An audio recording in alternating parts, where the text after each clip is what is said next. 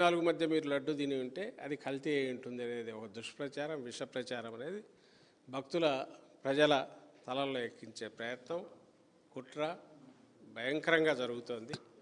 ఆ ప్రాసెస్లో ఆ రోజు ఆయన జంతువులు కోరినప్పుడు ఎట్లా హర్ట్ చేస్తూ వచ్చాడో ఈ రోజు కూడా ఇంకా దాన్ని పెంచుతూ పర్పెచ్యుయేట్ చేస్తూ వచ్చినాడు. For the narrow reason political వెండేటాతో వైఎస్ఆర్సీపీని ఇరికించడానికి, ఫర్ ది నారో రీజన్ ఒక తనకు చెప్పడానికి 18 నెలల కాలంలో నేను పాలన చేశాను చెప్పుకోవడానికి కానీ చెప్పడానికి కానీ ఒక ఘనకార్యం కానీ మంచి స్కీమ్ కానీ ఏది లేకపోవడం, ప్లస్ చెప్పినవన్నీ ఇచ్చిన అబద్ధ హామీలన్నీ గాలిలో తుంగలో తొక్కేసి ఆ రోజే మోసం చేయడం, వీటి నుంచి తప్పించుకోవడానికి ఈ వైపు టార్గెట్ వైఎస్ఆర్సీపీ.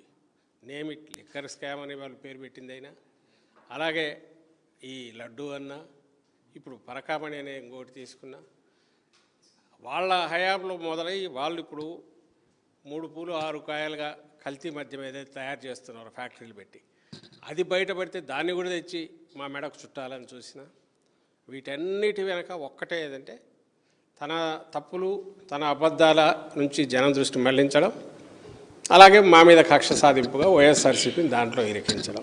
దీనికి బేసు ఒక్కటే ఆయన కనుక్కున్నది ఏదంటే కన్ఫెషను, కాన్స్పిరసీ. ఈ రెండు వీటి మీద ఎవరో ఒకరిని తీసుకురావడం, కన్ఫెషన్ అని రాయించడం, లేదు కాన్స్పిరసీ థియరీ తీసుకురావడం, వీళ్ళందరూ కలిసి కుట్ర పన్నారనడం, ముందు దాన్ని కోర్టు ముందు ప్రజెంట్ చేయడం, ఏమంటే ఇన్వెస్టిగేషన్ జరుగుతుంది అనడం. న్యాయస్థానం కూడా ఇన్వెస్టిగేషన్ జరుగుతుంది కదా కాబట్టి కొన్నాళ్ళు ఓపిక పట్టండి అని జైల్లోకి పంపడం.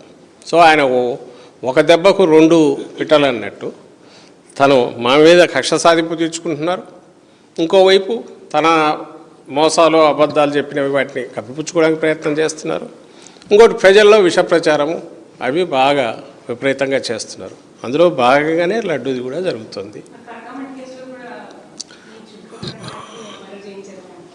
పరకామణిది కీలక నేతలు ఇద్దరు వైవి సుబ్బారెడ్డి లేదంటే బొమ్మన్ గారు నగర్ ఇద్దరు అరెస్ట్ చేస్తారనే ప్రచారం కూడా జరుగుతుంది. అదే వీటన్నిటికీ ఆయన చేసుకున్న టార్గెట్ అది పెట్టుకున్నాక ఆ వైపు అడుగులు వేయడము, దానివైపు ఎట్లా పోతున్నాడో చూస్తున్నా.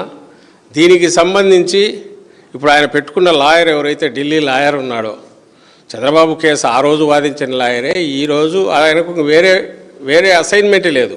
పెట్టిన కేసులన్నీ వైఎస్ఆర్సీపీ మీద పెట్టినవి. దాదాపు 10 కోట్ల దాకా 9-8 కోట్లు ఎంతో ఇప్పటికీ ఫీజులు కూడా చెల్లించినారు గవర్నమెంట్ నుంచి.